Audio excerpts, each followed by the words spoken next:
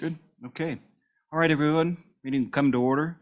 Welcome to the Minerals Business and Economic Development Committee meeting for Wednesday, January 11th, 2023. Committee bills we'll be hearing today are Senate File 78, Apprenticeship and Job Training Promotion in the Schools, Senate File 77 as well, Public Works Apprenticeship Programs Repeal. Before we start, is there anything anyone would like to note? All right. Let's go ahead and get underway. I'm going to tap into the resources of those who are on the interim and work this through. Ask Senator Rothfuss to give us an overview and asked Senator Cooper to back him up. So with that one, we'll turn the time to you, Senator Rothfuss. Thank you, Mr. Chairman. Are we starting with 77? Yeah, let's go 77. All right. Mr. Chairman, Senate File 77, Public Works Apprenticeship Programs Repeal was work from the Minerals Committee during the interim, and we had a lot of conversation. One of our interim topics was related to apprenticeships, job training, internships, all of those types of topic areas, and trying to find things that we could do to improve the circumstance in Wyoming. And one of the reasons for that was actually a concern with the specific provisions that you see are repealed in Section 1 of this legislation, which is a nice, clean, one-page bill, because all it does is effectively repeal what is titled the Article 9, Use of Apprenticeship Programs on Public Works Projects, which provides in statute right now under 166901, the first provision repealed, and 166902, the second provision repealed, for a preference program whereby a 1% preference on bidding for public works projects awarded in the state, university, or community colleges that have a $1 million or higher price tag. A 1% preference would be awarded if not less than 10% of the labor hours, the total labor hours, shall be worked by apprentices.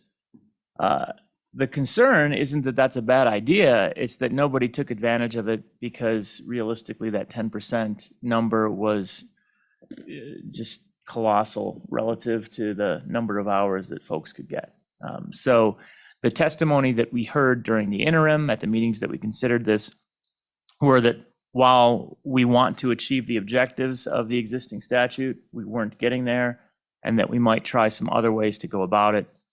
So it's a very simple and straightforward bill where honestly we're just repealing it to clean up the green books. It's not doing any damage sitting there. If we didn't pass this bill, life would go on. But that's where we are, why we did it.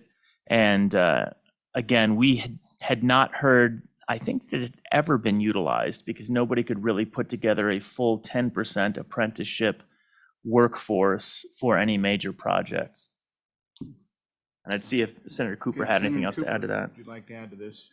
Vote it out through the interim. Mr. Chairman, thank you. I just back up what Senator Rothfuss said. The testimony was all pretty clear. The 10% threshold was just far too high, and it completely neutralized the idea of it because it was not a workable idea. Okay. So the idea again being, let's pull this back out of here and find a better way to do it. Fair enough. So, members of the committee, anybody else would like to add any more questions or comments? No, we're good. All right, with that, do we have anybody here to testify on this bill? Go ahead, come forward and state your name for the record.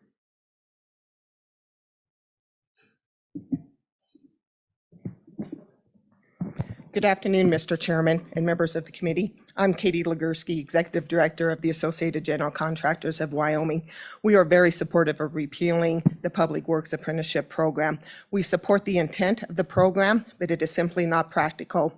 Since its inception in 2007, not one contractor in the state of Wyoming has taken advantage of the 1% bid preference. To briefly recap our testimony from the interim, in the construction of Cary Junior High, which took 18 months to complete, there were 38 subcontractors, and that does not include the second, third, or fourth tier subs. During the height of the construction on that project, there were between 100 and 140 workers per day on the job site. In order to qualify for the 1% bid preference, the contractor who is the prime on that would have had to have over 20 apprentices on that project, beginning with the dirt contractor and ending with the very last subcontractor, who's usually the landscaper, in order to meet the requirements of this act, which is impossible for anybody to meet. Therefore, we are very supportive of repealing that, and I will stand for any questions. Thank you. Go ahead, Senator Ellis. Thank you, Mr. Chairman. I'm so excited to be on the Minerals Committee. I have a question. Just so we are armed with information going to the floor to present this bill, was there discussion about trying to make the program work and fix it? Or, why was the preference just to repeal it entirely? Mr. Chairman and Senator Ellis, there was some brief discussions about that. It gets very difficult when you're talking about an additional bid preference. Currently, right now, we do have a 5% bid preference for in-state contractors to bid on public work projects, as long as they're using 70% of contractors within the state of Wyoming who meet the qualifications of an in-state contractor through the Department of Workforce Services. Adding another 1% bid preference really isn't adding any additional preference onto that, and trying to keep track of 10% or more of your labor, your subcontractors, your third tier, fourth tier subcontractor having apprentices is really a nightmare for the prime contractor. In order to keep track of that, I can tell you none of the contractors are interested in adding another layer of accounting nightmare on top of a project. The rules and regulations also says that 1% bid preference will be held from any payments from the whole entire project, and will be provided to them after the completion and the closure of that project. That 1% bid preference means a lot of money to a contractor when it comes throughout the course of a project, especially if it is, for instance, on a school. I referenced Kerry, that was 18 months. Oftentimes the contractor doesn't see the final payment until maybe 2 years later when everything is completed, and withholding 1% of the project, that's a lot when it comes to paying all your subs and contractors. That oftentimes that one additional % bid preference isn't worth it to the contractor to go after, even though contractors do utilize on-the-job training programs and apprentice programs on a regular basis. The preference wasn't high enough to make it worth their while. Mr. Gursky, I got a question. So why did it get started in the first place? Seemed like a good idea at the time, one of those. Unfortunately, I was not the executive director back in 2007, so I'm not familiar why it was started. It sounded like a very good idea. The 10% threshold was put on there not only for the prime contractor, but for every single contractor. And like I said, with Kerry Junior High, when we're talking 38 subcontractors, there could also easily be an additional 50 contractors for the sub-tier contractors, and trying to keep track of all those as well with the labor force, it's impossible. I'm not sure what the reasoning was behind it. The intent of it is very good. We do want to encourage on-the-job training programs and apprentice programs. What's also interesting in the legislation, it does exempt any type of construction currently taking place in Wyoming that already has apprentice and on-the-job training programs already mandated on them from the federal government. So this does exempt a majority of our construction projects in the state of Wyoming. Anyone? Go ahead. Just to add a little, I think, context to what Mr. Gursky was saying, I think everyone on the Minerals Committee, and Senator Cooper can weigh in, was very supportive of the objective of the original legislation. I mean, the idea of making sure we have a good pipeline of training and then have our skilled labor capacity encouraged and incentivized. We all wanted that. It's just this wasn't doing it. We didn't talk through any way to make this work. We didn't come up with anything. That's not to say there isn't something. If we wanted to get creative, maybe we could come up with something. Probably not within the bill title, but if we could come up with a way to really provide a carrot-like incentive to build and make our apprenticeship programs and our on-the-job training programs more robust, I think everyone would be all in for that. We didn't come up with it for this. Well, you'll see in the next bill, at least we've got some ideas that might help. Yeah. Mr. Gursky, kind of posed that as a question. Is there a way? Excuse me, Mr. Chairman, I didn't hear that question. I'll add a question to his comment. Is there a way under this bill? Probably no way to just move forward then, you're saying. Mr. Chairman, we did have internal discussions with Department of Workforce Services and also with a past representative to look to see if there was ways to make this bill workable. And at the end of the day, we didn't find anything that was very simple to make it workable. Thank you, appreciate that. Thank you. Anybody? Okay. Thank you. For testifying. Anyone else? Thank you. Go ahead. Good afternoon, Mr. Chairman, members of the committee. My name is Tammy Johnson, and I'm the Executive Director for Wyoming AFL-CIO. I represent the labor union and the trade workers in the state that are affiliated with labor unions. Senator Rothfuss and I talked about this bill, and I did kind of pay attention during the interim, so we're supportive of the notion. But I just wanted to tag on to the conversation about what we can do for an incentive. And a couple years ago, when we modified the preference statute, we changed the residency requirements from a year to 90 days. We had asked at that time that included in the list of places where contractors should go to find workers, we wanted local hiring halls to be included in that. And those are union labor halls where workers are on the books waiting to get placed on a job. And that got struck from our request for the bill. I think that's something to contemplate because we do have, it's kind of a chicken and an egg thing. Our apprenticeship programs that are at the local union halls can only take as many students as they can put into the field.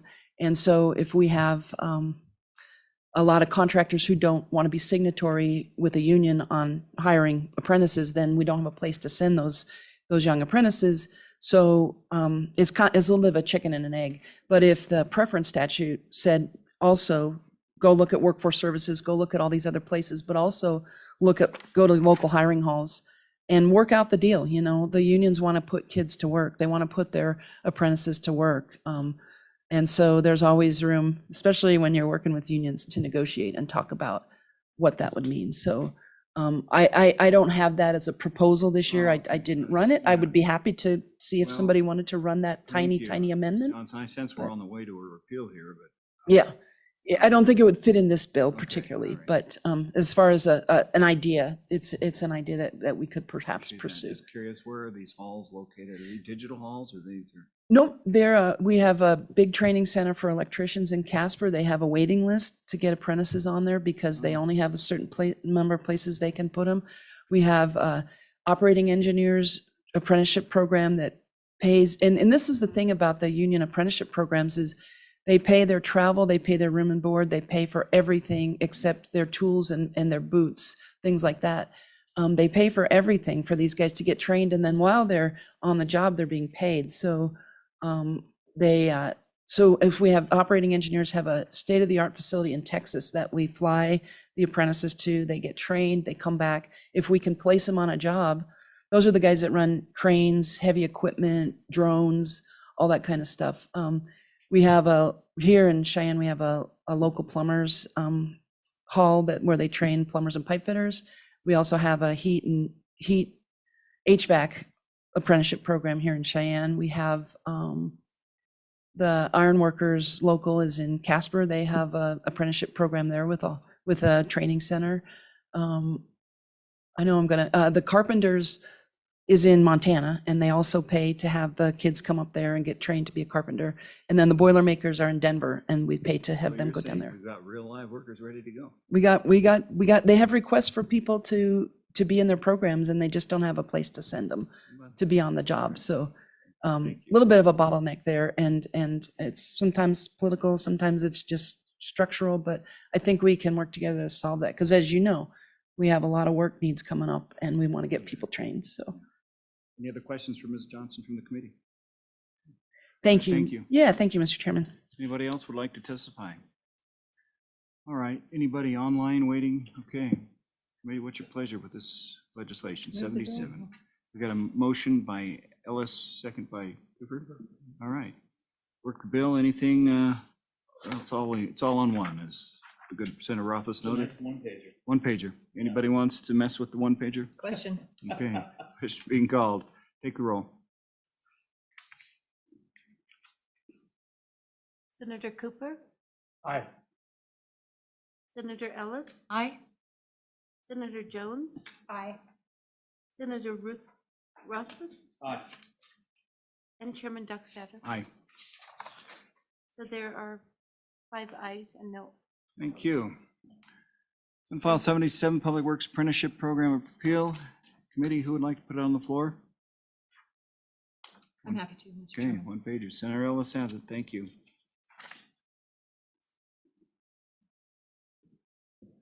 All right. Next up for consideration, Senate File 78, Apprenticeship and Job Training Promotion in the Schools. Again, we'll do the scenario with Senator Rothfuss, Senator Cooper. Thank you, Mr. Chairman. Mr. Chairman, the impetus for this legislation was that we actually have some pretty good programs available for student training through workforce services and workforce development, but they don't end up being implemented as well as they could be because there isn't always information available to our students in our K-12 system. And you have to have a coordinator within a school district that's sort of at the very least pointed to as the individual that knows how to work through these programs. And so what we've heard is happening and taking place is that students will want to take advantage of some of the workforce service programs, but they won't be able to, even though those programs are there, the conduit isn't there. So after again, listening to testimony and working through this, the conclusion we came to is that more than anything else, we just need every school district in the state to know that these exist, have internal policies for what to do with these programs, and at the very least point to somebody and say, this is our coordinator for these workforce service on the job training programs for our K-12 students, and come talk to this person. So it's not particularly onerous or you know, a massive change, but we go into statute and we provide for what I just said to ensure that there is this connection between workforce services and the schools. So the first part of the legislation that you see then on page 2 and on page 3 is going into workforce services and assigning some new responsibilities to the director. You see the new Romanet 9, where the Director of Workforce Services is going to provide information and guidance to the boards of trustees in each school districts regarding the registered apprentice program, student learner agreements, and on-the-job training available. So these are all of our great programs that we currently have. It doesn't create any of these programs. We want to make sure that all of the available programs, though, are widely disseminated to the students. So you can see the sub-provisions there about the rights and responsibilities of school districts, employers, and student learners within these programs, and then any available local, state, and federal assistance to those students for those programs. And then the Director of Workforce Services in the E paragraph on page 3 shall report back to us and the Education Interim Committee about how this is going and basically what work they've done. We should probably put a sunset in that at some point. I don't know that we did. It's a whole separate conversation. That might be an ongoing forever report, which might not be our best choice. In the second half of the bill, so bottom of page 3 and further, now we're in duties of the boards of trustees. So this is each local school district board of trustees shall, and we go in and we add a Romanet 40. Upon receipt of the information we mentioned a few minutes ago from Workforce Services, establish guidelines to implement these training programs within the district, take all necessary steps to provide school credit to students who complete these programs, which is another challenge that we heard was coming up, is even if they end up in the program, maybe they don't have the mechanisms in place to get credit for these workplace programs. So make sure that they're doing their due diligence to provide credit where appropriate. And then you can see in the C paragraph, annually give to each high school student in the district information on these programs.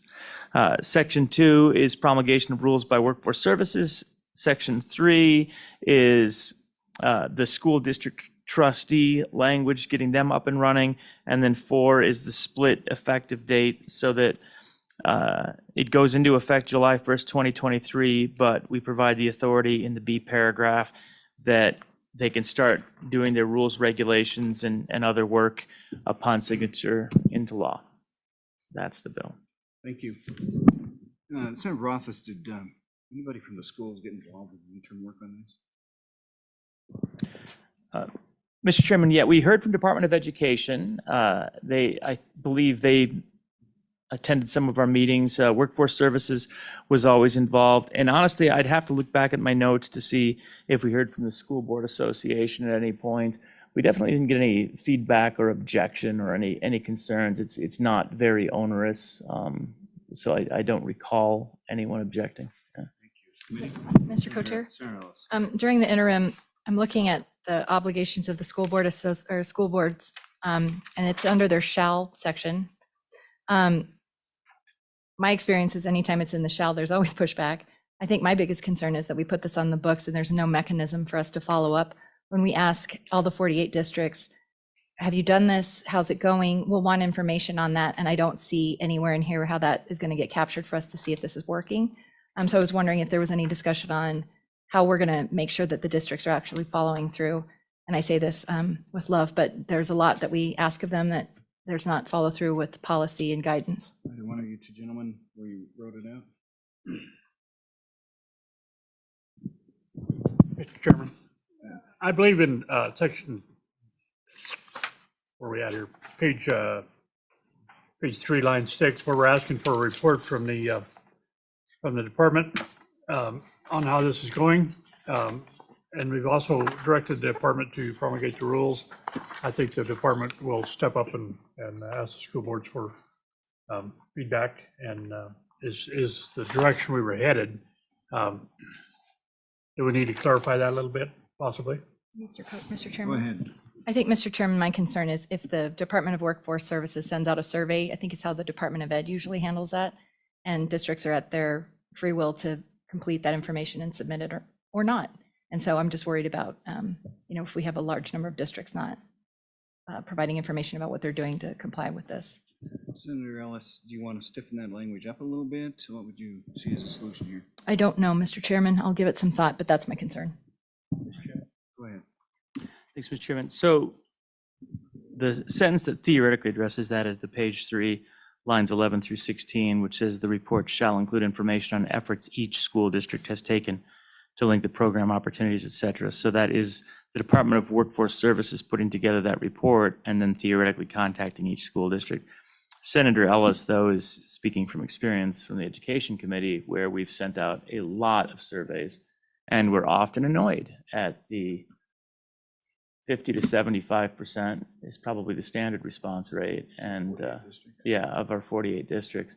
Now, it's true that they have to fill out a lot of reports, but I don't know what the solution is. This is not our first rodeo on that one, though.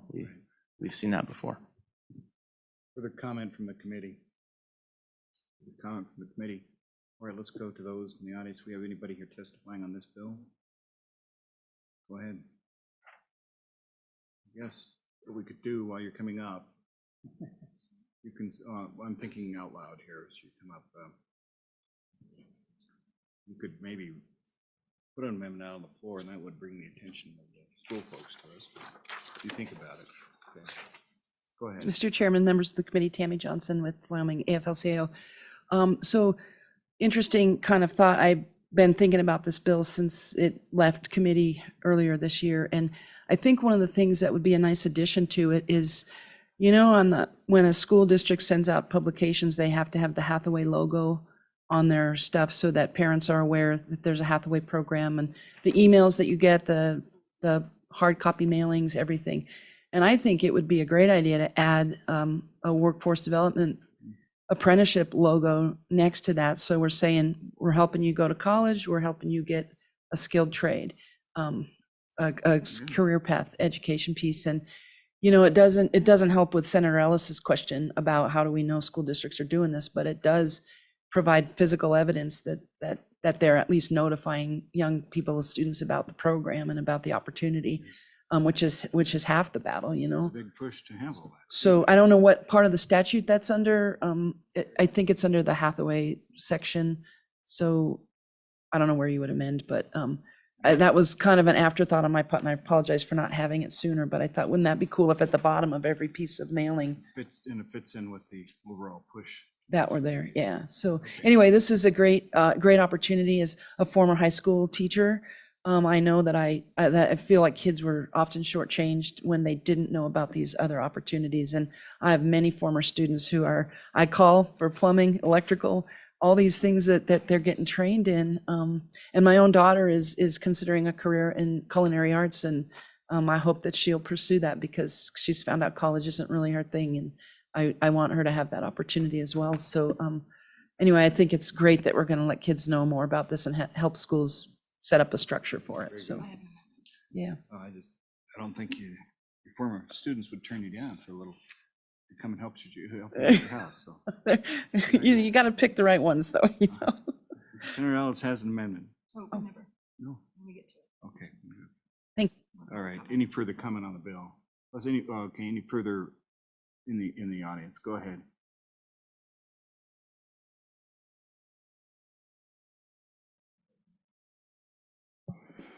Mr. Chairman, Katie Legursky again with the contractors. When you asked earlier if there was any things to assist with apprenticeship programs, this is one of those such bills that also would assist with on-the-job training program. Apprentices, on-the-job training programs, community colleges, post-secondary education, private training, workplace learning, student learning agreements. We need it all. It's not one solution is better than the other. Wyoming businesses rely on our education system to train their future workforce. Career exploration needs to happen way before a student graduates from high school. Let me give you an example of a Skills USA past president who graduated from high school 2 years ago. She's currently attending a community college, paying to attend a community college. To this day, she still does not know what she wants to become, so she's changed her major 5 times now. She should have taken advantage of some career opportunity within high school to have a better direction of what she wanted to become. Or what about a student who enters a nursing program only to find out that he or she cannot stand the sight of blood? What happens if she would have done some career exploration while she was in high school? That individual could have saved a lot of heartache and some money before entering into that post-secondary program after high school.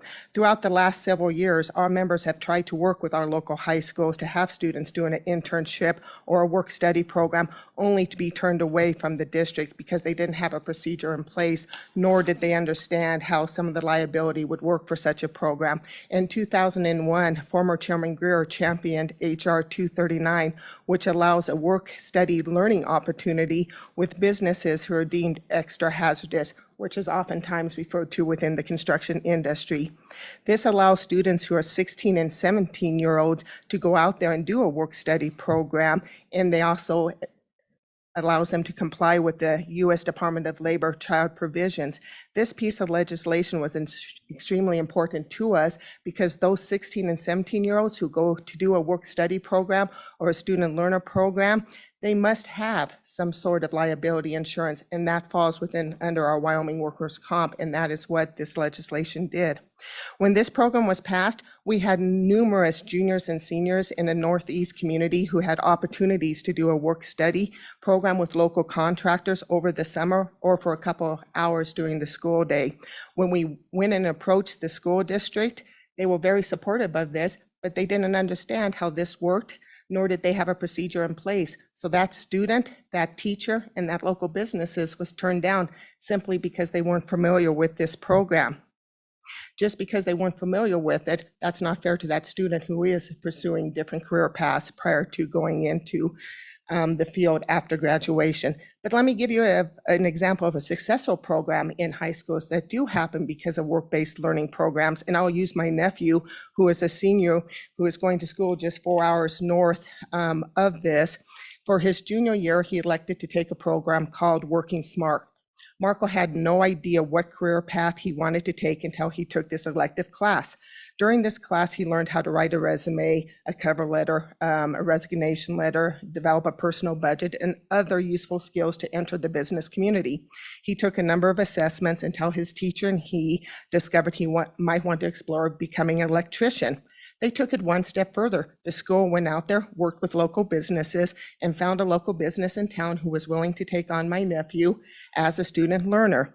Once the employer was found, the agreements put into place, which also includes having the parents sign off onto that, Marco started his internship with that electrician during the school day. After the first week of Marco working with this local electrician, he showed up to work the following week, and there was a local tool about and a few tools waiting for him because it was a benefit to that businessman also to have a student learner working with him. It actually benefited him as well. This summer, Marco applied for his first year apprenticeship license and worked for this electrician full time. This year, Marco is continuing with the Working Smart program his senior year and continues to get school credit in working with this local business. Marco has decided to attend the University of Wyoming to get a business degree and continue his apprenticeship program because he wants to own his own electrical company. Marco would have been completely lost after graduation had he not had the opportunity to explore different career paths. In summary, what this bill does, it gives an opportunity for students to explore different career paths and not get into a situation when they do have that opportunity to, from the school coming back and saying, well, I'm sorry, we simply do not have a procedure in place and we don't understand how the liability works if it's an extra hazardous field such as ours. So this does not just benefit what we understand as the trades, which sometimes we refer to just construction. It could be medical, it could be legal, it could be hospitality. It's a great opportunity for individuals to explore different careers before they graduate from high school. We are very supportive of this bill, and I would stand for any questions. Appreciate that story too. Questions? Questions committee? Okay, go ahead, Ed. Or, Senator Cooper. Thank you, Mr. Chairman. Mr. Gursky, do you think we'll be able to find the businesses, the contractors, the medical people, whatever career path we may, these young students may choose? Do you think we'll be able to find the support from the private sector to put these jobs out there and make them available for these kids? Mr. Chairman and Senator Cooper, as we heard during the interim testimony, we did hear from several employers, mainly from the construction industry. The employers are there. They work oftentimes with the school districts, whether it is within construction, whether it is in hospitality. The employers are there to train their workforce. Getting the business community to step up is definitely not a problem. They're willing and able to. Further questions? All right. Thank you. Thank you for your report and for the story of success. Further comments from the audience? Anybody? Anybody like to testify? Anybody online? All right, committee, what's your pleasure on this bill? Moved by Ellis, second by Cooper. Time for amendments, page 1, page 2, page 3. Amendment? Page 4, Mr. Chairman, go ahead. I move that on page 4, line 18, insert a new paragraph with a capital letter D. These are requirements of the districts, and so the amendment would insert the words provide information as requested by the Department of Workforce Services to ensure compliance with reporting requirements set forth in 9-2-206E. Everybody got that? Want to repeat it? And- Staff, we got that? Okay, go ahead. One more Okay. time, just a little slower. A new paragraph D that would read, provide information as requested by the Department of Workforce Services to ensure compliance with reporting requirements set forth to ensure compliance with reporting requirements set forth in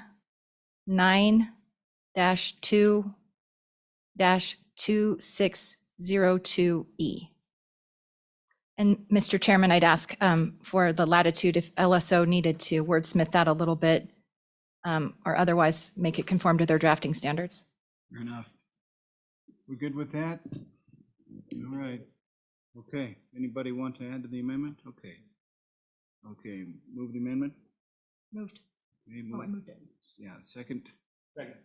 Okay, amendment second and moved. We're good. LSO has some latitude with that, okay? All right. Further, on page 4. Oh, vote on it. All those in favor, say aye. Aye. Those opposed, nay. Thank you. Back into the routine here. Page 5, anything? Nope. All right. Further comments on the bill? Question. Question being called, second. Question called, Ellis, Cooper, take roll.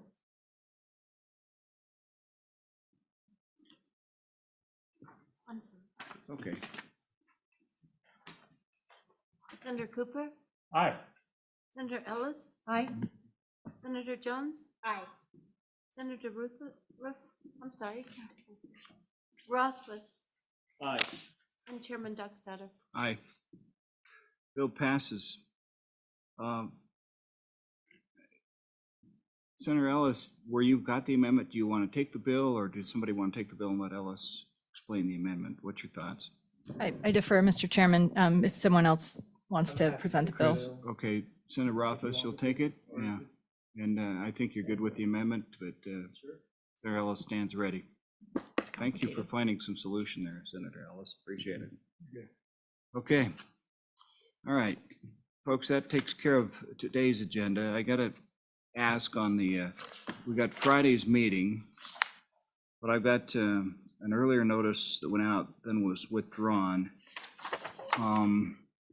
Help me out here, staff. We've got 2 bills still out there, but word on the street is one may got deferred to another committee. I thought they were both going to corporations.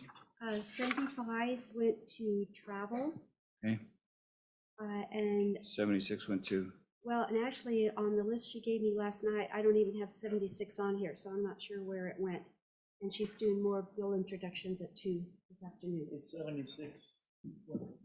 we could, 75 went to travel, but I don't have 76 listed.